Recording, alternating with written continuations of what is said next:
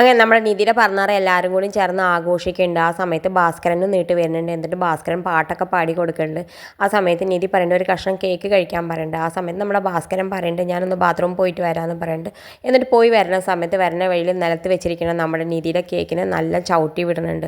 ആ സമയത്ത് നമ്മുടെ സുധീഷിനാണെങ്കിൽ വല്ലാത്ത വിഷമമുണ്ട്.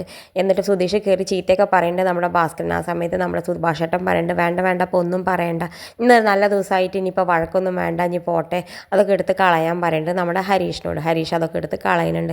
എന്തായാലും നമ്മുടെ സുധീഷിനാണെങ്കിൽ വല്ലാത്ത വിഷമം സഹിക്കണില്ല. കാരണം അതിൽ അവൻ പ്രത്യേകമായിട്ട് അവൻ ഹാർട്ടും ഇതൊക്കെ വരച്ചിട്ട് ഉണ്ടാക്കിക്കൊണ്ട് അവന് വല്ലാത്ത വിഷമം സഹിക്കണില്ല. എന്തായാലും പിറ്റേ ദിവസം രാവിലെ ആവുന്ന സമയത്ത് നമ്മുടെ ഭാസ്കരൻ സുഖമായിട്ട് കടന്നുറങ്ങുന്നുണ്ട്. സുധീഷ് ഇങ്ങനെ ഫോൺ വിളിച്ച് പുറത്ത് നിൽക്കുന്ന സമയത്ത് പെട്ടെന്ന് കാലിൻ്റെ അടിയിൽ നോക്കുമ്പോൾ അവൻ്റെ ഹാർട്ട്, ആ കേക്കത്തെ ഹാർട്ട് നമ്മുടെ ഭാസ്കരൻ്റെ കാലിൻ്റെ അടിയിലുണ്ട്. ഇത് കാണുമ്പോൾ അവന് വല്ലാത്ത ദേഷ്യം വരുന്നുണ്ട്. ഞാൻ എത്ര കഷ്ടപ്പെട്ടിട്ടാണ് ആ കേക്ക് വരയിപ്പിച്ചതെന്ന് പറഞ്ഞിട്ട് ഒരു ബക്കറ്റ് വെള്ളം എടുത്ത് കാലുമ്മ കൂടെ ഒഴിക്കുന്നുണ്ട്. ആ സമയത്ത് നമ്മുടെ ഭാസ്കരൻ എന്ത് പണിയാണ് കാണിച്ചാൽ ഞാൻ ഉറങ്ങുന്ന സമയത്ത് എന്ന് പറഞ്ഞാൽ ദേഷ്യപ്പെട്ട് ഉള്ളിൽ പോകുന്നുണ്ട്. ഹരീഷ് ചോദിക്കുന്നത് നിനക്ക് എന്താ അത്ര ദേഷ്യം, ഞാനത് എത്ര കഷ്ടപ്പെട്ടിട്ട് അറിയോ പറഞ്ഞിട്ട് ആ ഹിന്ദിക്കാരനോട് പറഞ്ഞ് ഉണ്ടാക്കിപ്പിച്ച്, അതൊന്നും നിനക്ക് പറഞ്ഞാൽ മനസ്സിലാവില്ല. അവിടെ 30 മിനിറ്റ് ഞാനത് പറഞ്ഞു, എനിക്ക് അവൻ്റെ ഭാഷ മനസ്സിലാവില്ല, അവന് എൻ്റെ ഭാഷ മനസ്സിലാവില്ല. എന്തായാലും ഞാൻ എത്ര കഷ്ടപ്പെട്ടിട്ട് അത് പറഞ്ഞുണ്ടാക്കിയിട്ട് ആ കേക്ക് ഉണ്ടാക്കിപ്പിച്ച് നിനക്കറിയില്ല എന്നൊക്കെ പറയുന്നുണ്ട്. എന്തായാലും പിന്നെ കാണിക്കുന്നത് നമ്മുടെ നിധി കുളിച്ചിട്ടൊക്കെ വരുന്നുണ്ട്, ഓഫീസിലേക്ക് പുറപ്പെട്ട് വരുന്ന സമയത്ത് എല്ലാവരും ഹാപ്പി ബർത്ത്ഡേ എന്നൊക്കെ പറയുന്നത് നമ്മുടെ സുഭാഷേട്ടൻ പായസമൊക്കെ കൊണ്ടുവരുന്നുണ്ട്.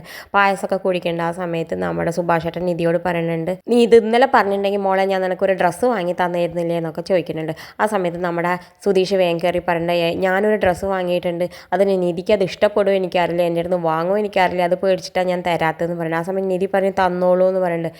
വേഗം പോയിട്ട് നമ്മുടെ സുധീഷ് അത് എടുത്തുകൊണ്ട് കൊണ്ട് ഓടി വന്ന് കൊടുക്കുന്നുണ്ട്. അത് കാണുമ്പോൾ നമ്മുടെ നിധിക്ക് വലിയ ഇഷ്ടമുണ്ട്. നല്ല ഭംഗിയുള്ള സാരി, അവൾ പറയുന്നത് നല്ല കളറ് എനിക്ക് ഇഷ്ടമായി എന്ന് പറയുന്നുണ്ട്. നിധി വേഗം ആ സാരി കൊണ്ട് ഉള്ളിൽ പോകുന്നുണ്ട്. നമ്മുടെ സുധീഷാണെങ്കിൽ തുള്ളി ചാടി കളിക്കുന്നുണ്ട്, ഡാൻസൊക്കെ കളിക്കുന്നുണ്ട്. ആ സമയത്ത് നമ്മുടെ നികേഷ് ചോദിക്കുന്നുണ്ട് ഇതിപ്പോൾ എന്താ ചെയ്ത, ഏടത്തി കൊണ്ടുപോയിട്ട് അലമാറയിൽ വെക്കാനാണോ ഉള്ളിൽ പോയതെന്ന് പറയുന്നുണ്ട്. എന്തായാലും നിധി കുറച്ച് കഴിയുമ്പോഴേക്കും ആ സാരി ഉടുത്തിട്ട് ഇങ്ങനെ പുറത്തേക്ക് വരുമ്പോൾ നമ്മുടെ സുധീഷിന് അതിലേക്കേറെ സന്തോഷം. സുധീഷ് ഇങ്ങനെ പുറത്ത് പോയി ഡാൻസൊക്കെ കളിച്ചിട്ട് വരുന്നുണ്ട്. എന്തായാലും നിധിനെ കൂട്ടിയിട്ട് അമ്പലത്തിൽ പോകാൻ പറയുന്നത് നമ്മുടെ സുഭാഷേട്ടൻ.